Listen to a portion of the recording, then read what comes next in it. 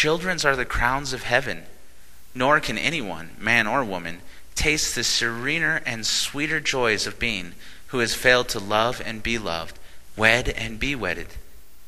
For this is one and the chiefest means of whereby the soul becomes mellowed and fit for higher uses in the soul home. For these reasons my joys, though great, were not equal to what they might have been, and yet, take it all in all, provided the entrance into the upper land is made with a clear and healthy conscience and fair record be left behind, no sense of clearness, lightness, and joy can equal that which is experienced subsequent to the first awakening after Azrael's decree has severed the marriage between matter and soul. The senses, roses emit sweet odors, grateful to the nostrils, yet not all the perfumes of Gulistan are worth one inhalation of the celestial aroma in which the spirit of a good man or woman floats when once fairly over the barriers which separate the worlds. Color.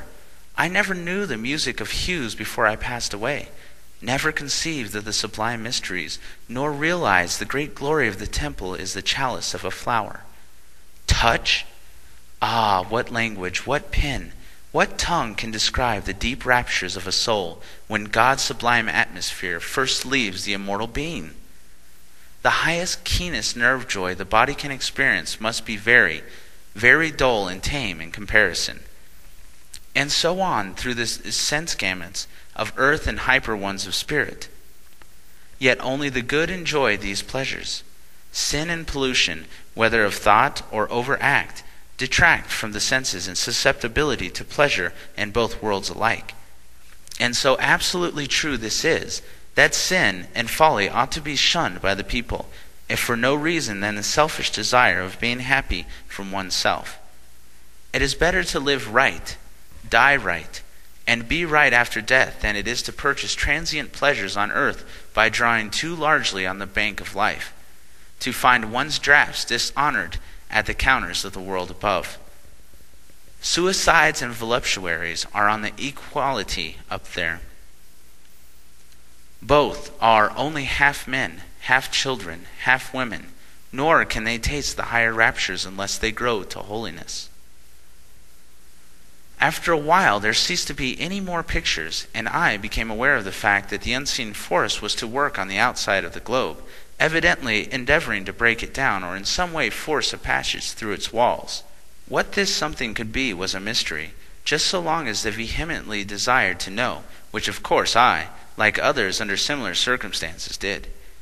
I could not, while thus endeavoring, obtain my desire, and therefore I naturally began to wish that Nellie or the old man would come, because in spite of my matchless surroundings, I felt quite human in the midst of spirituality, and in the sight of another than myself would have been a solace and a consolation. No sooner had my mind placed itself upon a new object than I made two new important discoveries. First, that loneliness or solitude is one of the most terrible punishments to which either God or man could ever possibly condemn a sinful human being. God pity the lonely man or woman. Oh, it is dreadful to be compelled to exist alone. And there are thousands who walk the great world's streets, who move along the very midst of the solitudes of the deep, silent and fearful as which prevails in the Sahara Desert's wastes, where human footfalls never disturb the awful stillness of the hour. There are those who travel up and down the world's highways upon the soul no glad surrounds ever fall, and who appear to be condemned to loneliness, as if they were thus expiating some awful penalty as atonement for a great undreamed of crimes, committed either by themselves in some pre-existent state, or by their ancestors when the very world was young. There are those who, while all about and around them are merry and jocund as bees of the May day, are themselves as far removed from the pale of human sympathy and utterly alone, as if they were shut up in some rock-ribbed cave in the heart of Mount Black in the mountains of the moon. Oh, it is a fearful thing to be shut out from the great sympathia, whose function is to blend in one chords of all human hearts. It is a sad fate, indeed, to be obliged to live amidst the clamor and clang of discord, when all other souls are dancing to the glorious sound of the great harmon head.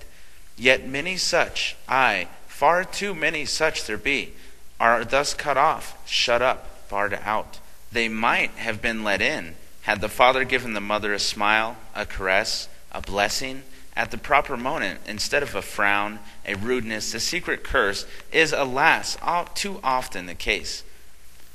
And yet nothing is more positively certain than that somebody who answers to their own souls, their own consciousnesses, for this most fearful entailment of misery, loneliness, and woe. See, yonder is a woman, a wife, big with a man-child, who will ere long see the light, but she is miserable, is lonely, is perchance cursed, becoming a mother. And so she frets and mopes and pines, and all the while painting to be delivered from her misery and child. At length it sees the day. The sun's bright laughs no response smile from its pale, thin, tiny lips. It mopes and grows, but it prematurely old at 10 years, a man at 15, a mournful pilgrim at 25, and an old veteran at 35.